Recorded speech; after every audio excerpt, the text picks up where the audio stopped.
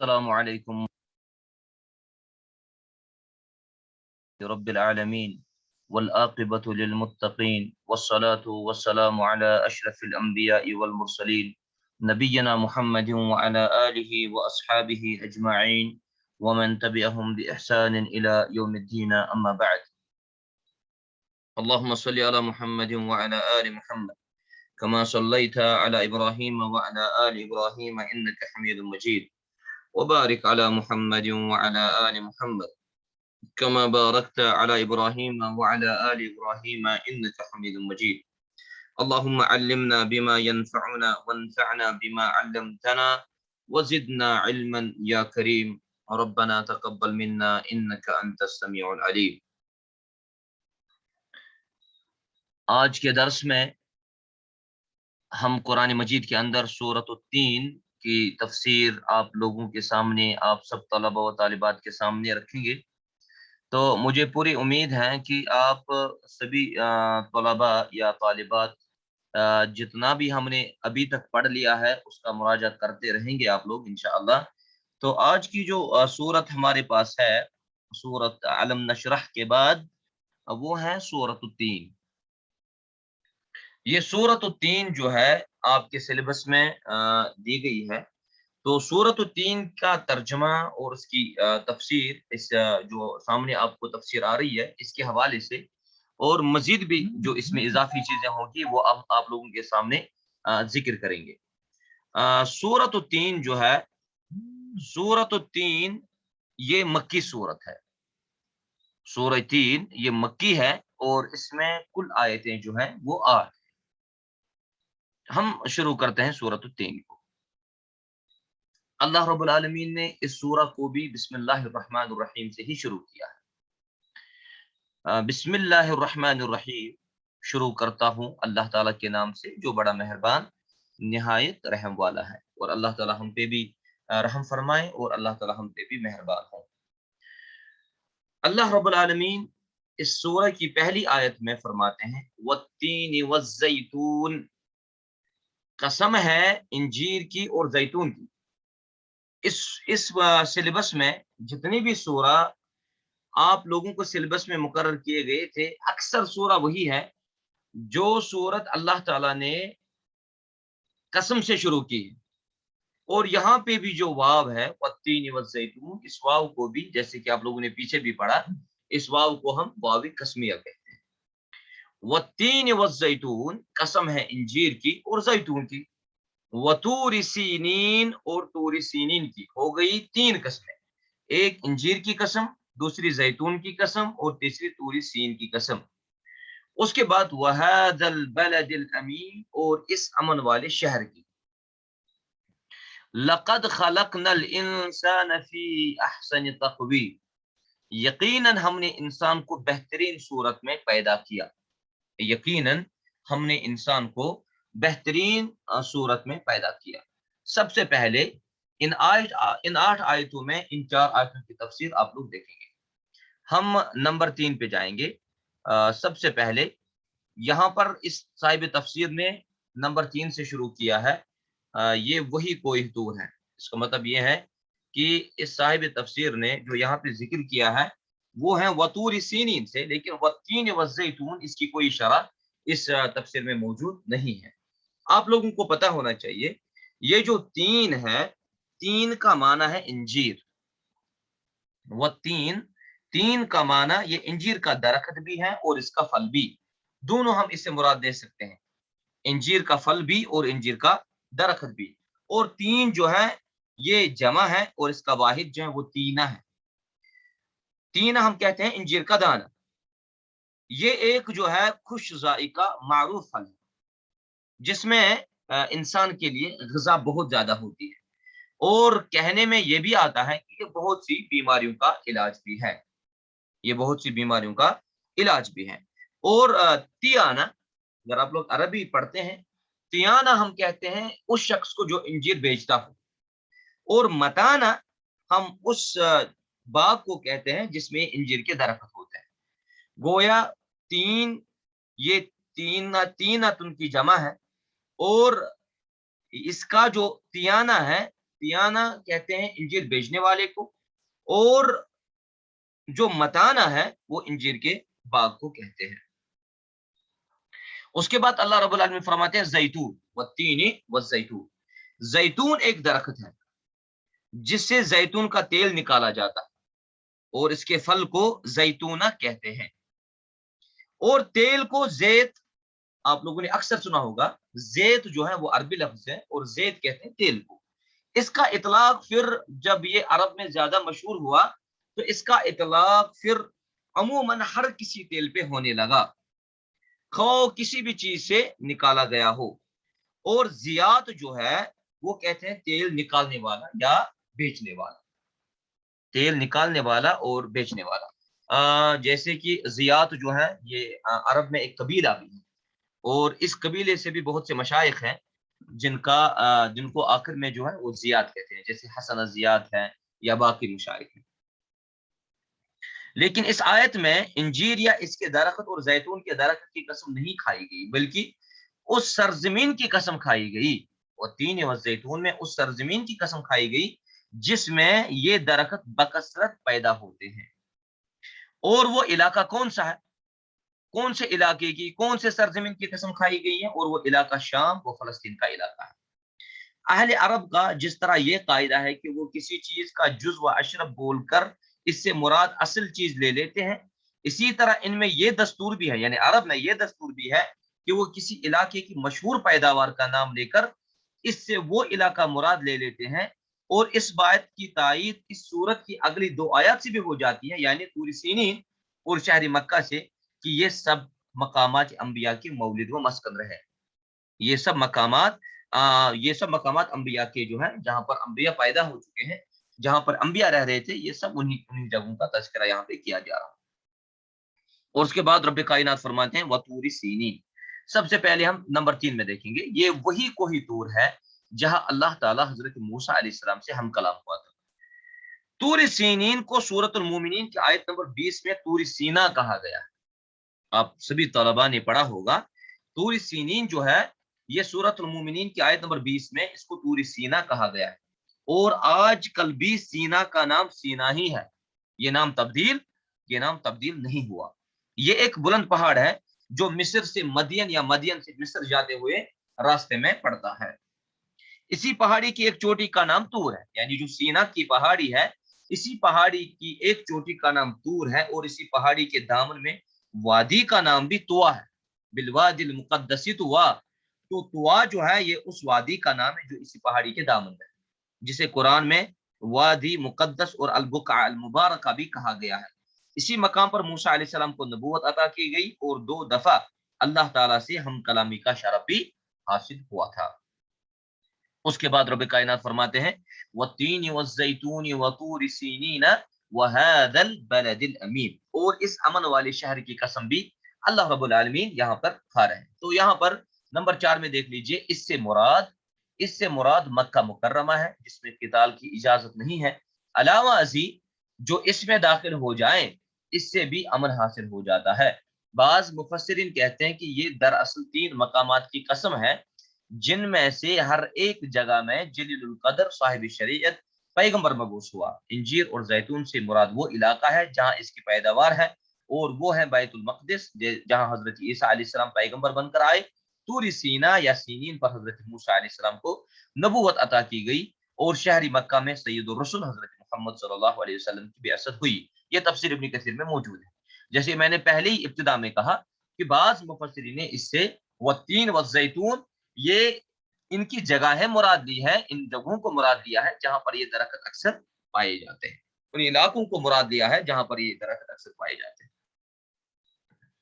यहाँ पर बलद अमीन से शहर मक्का मुअज़्ज़मा, जहां तूफान नूह के बाद हजरत इब्राहिम और इस्माइल अलैहिस्सलाम ने मिलकर दोबारा काबा तामीर किया था, और हजरत इस्माइल अलैहिस्सलाम ने अपनी सारी जिंदगी यही बसर की थी, और जहां अफजलुल अंबिया नबी आखिरुज़्ज़मा सल्लल्लाहु अलैहि वसल्लम भी पैदा हुए, यही आप सल्लल्लाहु अलैहि वसल्लम को नबूवत अता हुई, और नबूवत के बाद 13 साल यही गुजारे।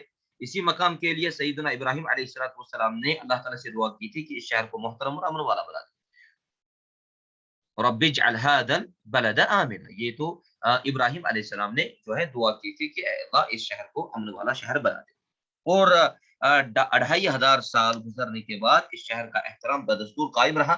عرب بھر میں ہر جگہ لوٹ مار اور قتل و غارت کا بازار گرم رہتا تھا، بس یہی ایک جگہ ہوتی تھی جہاں پر امن قائم ہوتا تھا، جہاں پر امن میسر ہوتا تھا، اور مکہ کی یہ حرمت آج تک قائم ہے اور آئندہ بھی قائم رہے گی انشاءاللہ۔ اس کے بعد رب کائنات کیا فرماتے ہیں؟ رب فرماتے ہیں لقد خلقنا الانسان فی احسن تقویم، یقیناً ہم نے انسان کو بہترین صورت میں پیدا فرمایا۔ نمبر 5 میں یہاں پر ذکر کر رہا ہے، یہ جواب قسم، یعنی جو پہلے اللہ تعالیٰ نے والتین والزیتون وطور سینین وہذا البلد الامین کی قسمیں کھائی، یہ جواب قسم ہے کہ کیا جواب قسم ہے؟ لقد خلقنا الانسان فی احسن تقویم، ہم نے ایک انسان کو بہترین خلقت کے اندر، بہترین صورت کے اندر پیدا فرمایا۔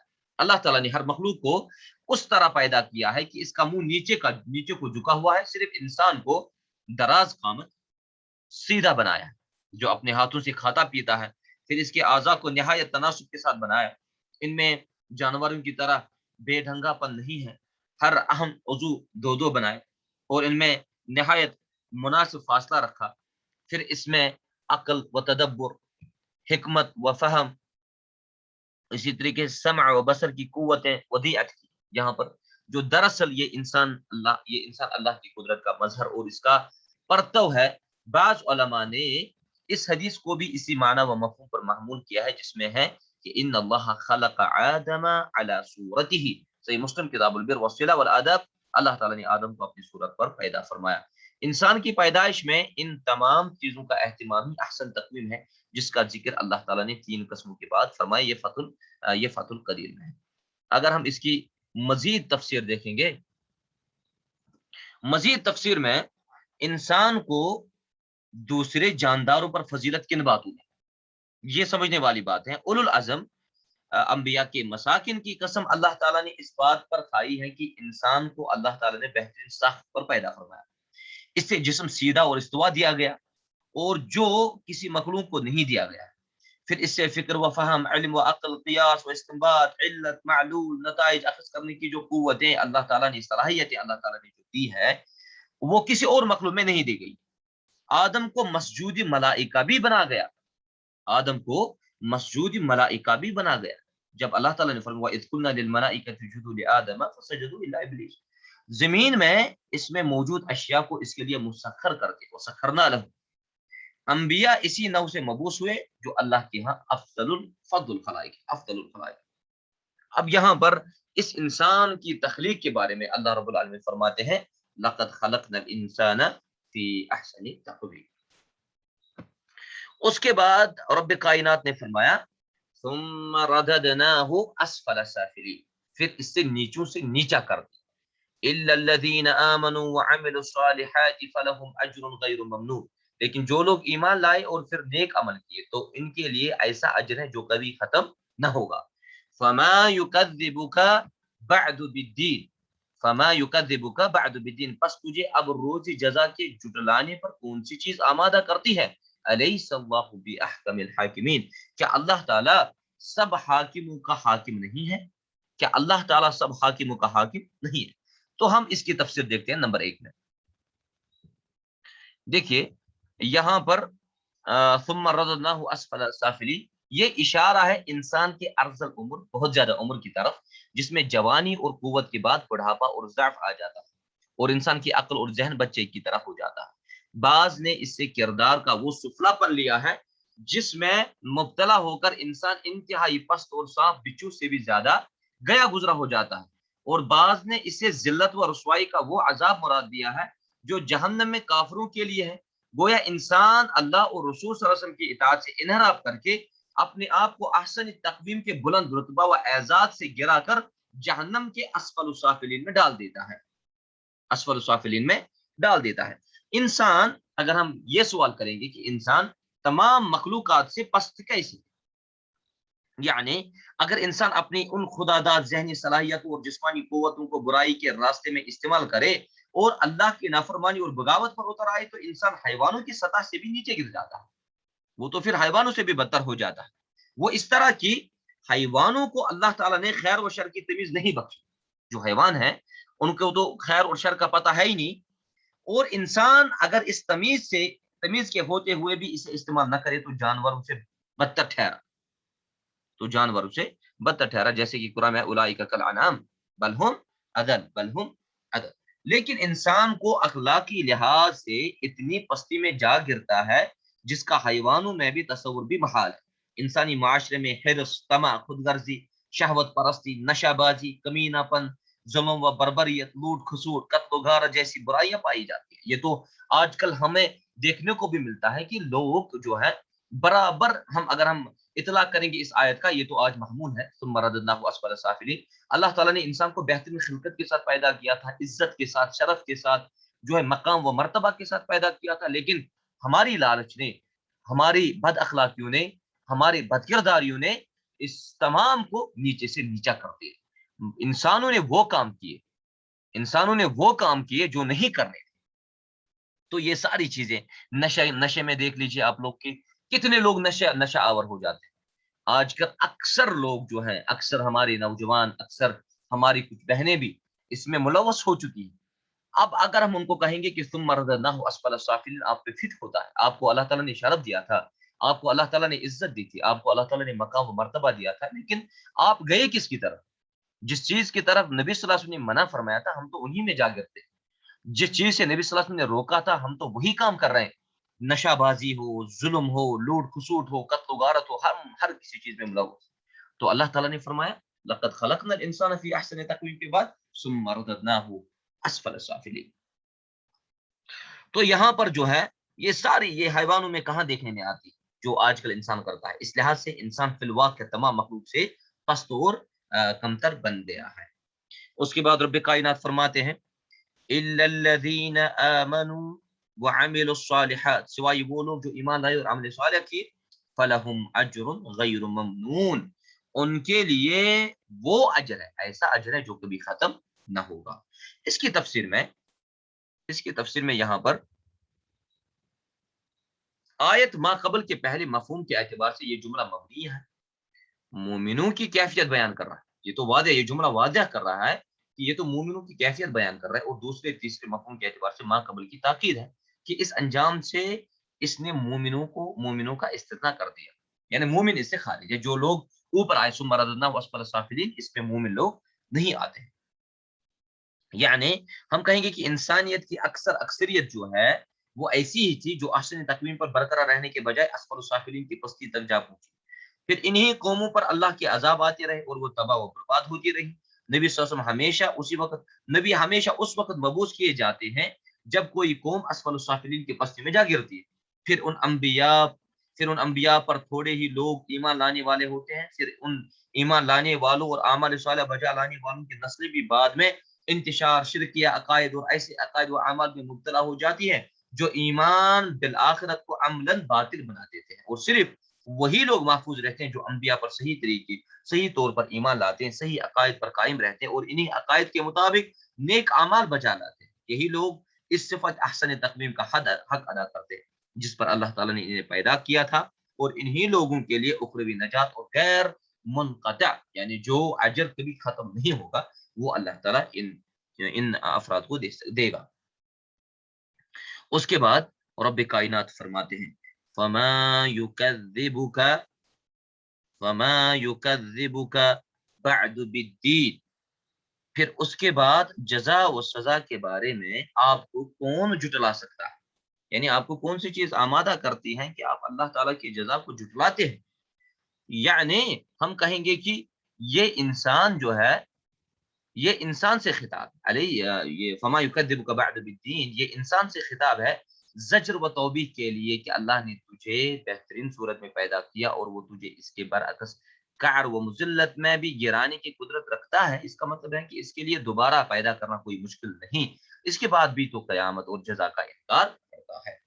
تو یہاں پر ہم کہیں گے کہ یعنی یہ بات تو ہر ایک کے مشاہدہ میں آ رہی ہے کہ بنی نوع انسان دو گروہوں میں بٹی ہوئی ہے، اس کی اکثریت اسفل السافلین کی پستی میں گری ہے، اور کچھ لوگ ایسے بھی ہیں جنہوں نے احسن تقویم پر ہونے کے تقاضے پورے کیے۔ کیا یہ دونوں گروہ ایک جیسے ہو سکتے ہیں؟ یا ان کے اعمال کے نتائج ایک جیسے ہو سکتے ہیں؟ پھر کیا اس بات سے انکار کی گنجائش باقی رہ جاتی ہے کہ اچھے عمل کرنے والوں کا اچھا بدلہ دیا جانا چاہیے، یا بد کردار لوگوں کو ان کے اعمال کی پوری سزا دینی چاہیے؟ اور یہی چیز نظریہ آخرت ہے، یہی چیز نظریہ آخرت ہے۔ اس کے بعد رب فرماتے ہیں، اس کے بعد یہاں پر رب کائنات فرماتے ہیں الیس اللہ باحکم الحاکمین، کیا اللہ تعالی سب حاکموں کا، کیا اللہ تعالیٰ سب حاکموں کا بڑا حاکم نہیں؟ کیا اللہ تعالیٰ سب حاکموں کا حاکم نہیں؟ جو کسی پر ظلم نہیں کرتا، نمبر 4 میں اس کے عدل کا یہی تقاضا ہے کہ وہ قیامت برپا کرے اور اس کی تادرسی کرے جن پر دنیا میں ظلم ہو۔ پہلے گزر چکا ہے کہ ایک ضعیف حدیث میں اس کا یہ جواب دینا منقول ہے، بلا وانا علی ذلک من الشاہدین، سنن ترمذی کی اس میں ضعف ہے۔ یعنی دنیا کے بادشاہوں میں بھی عدل کا یہ قانون رائج ہے کہ مجرموں کو سزا دیتے ہیں اور اچھے اور نمایاں کام کرنے والوں کو انعام دے دیتے ہیں، انعام دے دیتے ہیں۔ تو اللہ تعالی جو سب بادشاہوں کا بادشاہ ہے، اس کے ہاں ہی یہ قانون رائج نہ ہوگا۔ ہاں یہ بات ضرور ہے کہ یہ دنیا چونکہ دار العمل ہے، اس لیے ان گروہوں کا حساب اسی دنیا میں فوراً نہیں چکا دیا جاتا، بلکہ اس جزا و سزا کو آخرت پر محقر کر دیا گیا ہے جو دار الجزا ہے۔ البتہ اگر کسی فرد یا کسی قوم کا ظلم حد سے تجاوز کر جائے تو اللہ تعالیٰ باقی لوگوں کو اس کے ظلم سے بچانے کی خاطر اس دنیا میں بھی اس سے عذاب سے دوچار کر کے اور تباہ کر کے دوسروں کو اسے بچا لیتا ہے۔ ابو ہریرہ رضی اللہ عنہ فرماتے ہیں کہ جو شخص یہ سورت یعنی سورۃ التین پڑھے تو الیس اللہ باحکم الحاکمین پر پہنچے تو اس کے بعد کہے بلا وانا ذلک من الشاہدین، سنن ترمذی ابواب تفسیر میں، لیکن اس کے بارے میں یہی کہا گیا کہ حدیث جو ہے وہ ضعیف حدیث ہے، تو اس پہ عمل کرنا ضروری نہیں۔ تو اس طریقے سے اس صورت میں اللہ تعالیٰ نے ایک انسان کو توبیخ کی ہے، زجر بھی کی ہے، ڈانٹ بھی کی ہے کہ انسان کو وہ عمل نہیں کرنے چاہیے، انسان کو وہ طریقہ کار نہیں ہونا چاہیے، انسان کو وہ عمل نہیں کرنے چاہیے جو عمل انسان کو جہنم تک، جو عمل انسان کو جانور بنا دیتے۔ یعنی انسان اور جانوروں کے درمیان ایک تمیز ہونی چاہیے۔ کیوں ہمارے آج کل کے نوجوان، آج کل کے عزیز جو ہیں، کیوں دین سے ڈیویٹ ہو چکے ہیں، کیوں وہ دین سے اپنے منہ کو پھیرے ہوئے؟ تو ان سبھی یعنی آپ جیسے طلباء و طالبات کو چاہیے، آپ پہ بہت زیادہ ذمہ داری، آپ کو اپنی ذمہ داری نبھانی ہوگی، آپ کو اپنی ذمہ داری کے ساتھ انصاف کرنا ہوگا۔ آپ دین پڑھتے ہیں، آپ دین سیکھتے ہیں، آپ دین سکھاتے ہیں، تو آپ لوگوں کو اس معاشرے کی تبدیلی لانی ہے۔ اور ضرور یہ تو رسول اللہ صلی اللہ علیہ وسلم نے فرمایا کہ تب تک قیامت تو آ ہی نہیں سکتی جب تک کہ اللہ تعالیٰ ہر گھر میں اسلام کو داخل نہ کرے۔ تو یہ اسلام ہمارے گھروں میں داخل ہو کے ہی رہے گا انشاءاللہ، لیکن اس میں محنت کی ضرورت ہے، اس میں اخلاق کی ضرورت ہے، اس میں کردار کی ضرورت ہے، اس میں علم کی ضرورت ہے، اس میں عمل کی ضرورت ہے۔ آپ سبھی طلباء و طالبات جو بھی یہ درس سنتے ہیں، جو بھی ان دروس میں شامل ہوتے ہیں، جو اس اکیڈمی میں، احسن اکیڈمی میں جو دروس وغیرہ کا اہتمام کیا جاتا ہے، جو بھی اس میں دروس دیے جاتے ہیں، جو بھی اس میں اساتذہ پڑھاتے ہیں، تو ان ساری چیزوں پہ عمل کر کے آپ کو معاشرے کی اصلاح میں لگ جانا چاہیے۔ آپ پہ ذمہ داری ہے، ہر ایک آپ میں سے اپنے اپنے علاقے میں سے اپنے اپنے گھروں میں انقلاب لا سکتا ہے۔ تو لہذا ہمیں اس قرآن پہ عمل کرنی چاہیے، قرآن کے احکام، قرآن کی آیتوں پہ عمل کر لینی چاہیے، اور جو بھی باقی علوم آپ پڑھتے ہیں ان پہ بھی آپ لوگ عمل پیرا ہوں۔ ہم اللہ تعالیٰ سے یہی دعا کرتے ہیں کہ اللہ تعالیٰ آپ سب کو صحت و سلامت رکھیں، صحت و عافیت میں رکھیں، اور یہ جو تفاسیر ہیں، یہ جو ہم یہاں پہ پڑھتے ہیں، اللہ تعالیٰ ہمیں بھی ان چیزوں کی، جیسے مکہ مکرمہ ہے، ان چیزوں کی محبت ہمارے دلوں میں ڈال دو۔ اللہ تعالیٰ آپ سب کو سلامت رکھے، اور جو بھی وبا اس عالم میں پھیلی ہوئی ہے، اللہ تعالیٰ ہم سب کو اس چیز سے بچائے اور اس چیز سے محفوظ رکھے، اور آپ لوگوں کو بھی علم کی برکت عطا فرمائے اور علم کے ساتھ ساتھ عمل کرنے کی توفیق کہنے والی کو اور سننے والوں کو بھی عطا فرمائے۔ خادم عندي وصلی اللہ تعالی علی خیر خلق محمد وعلى آلہ وصحبہ اجمعین، والسلام علیکم ورحمۃ اللہ وبرکاتہ۔